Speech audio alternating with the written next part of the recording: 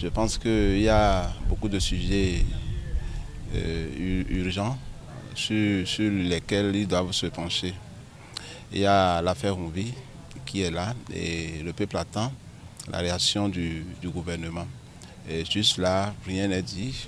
Nous attendons quand même qu'on nous fasse la lumière sur cette affaire. Je voudrais savoir juste là par rapport à l'expansion, parce qu'on a plus des idées par rapport à l'expansion du projet H. À l'heure actuelle, combien de communes nous avons déjà et ont déjà bénéficié ou bien continuent de bénéficier de ce projet?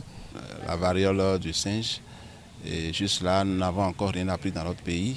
Nous entendons sur les réseaux sociaux, nous apprenons qu'il y a des situations, des cas dans des pays. Allons-nous attendre que cela embrase notre pays avant de commencer par courir pour qu'on parle encore de confinement et autres.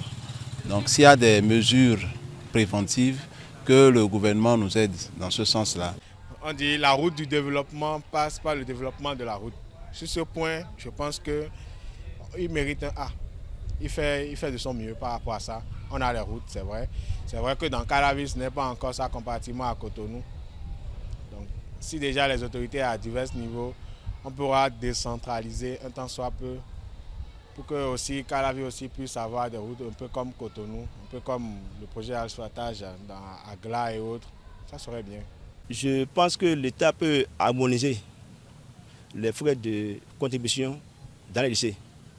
Après le PPC, un parent d'élève qui désire envoyer son enfant dans une école technique, au lieu de payer cher, est obligé d'abord de déposer son dossier au lycée.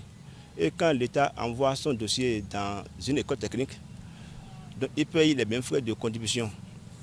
Alors que si l'enfant allait directement dans cette école technique, il paye plus cher.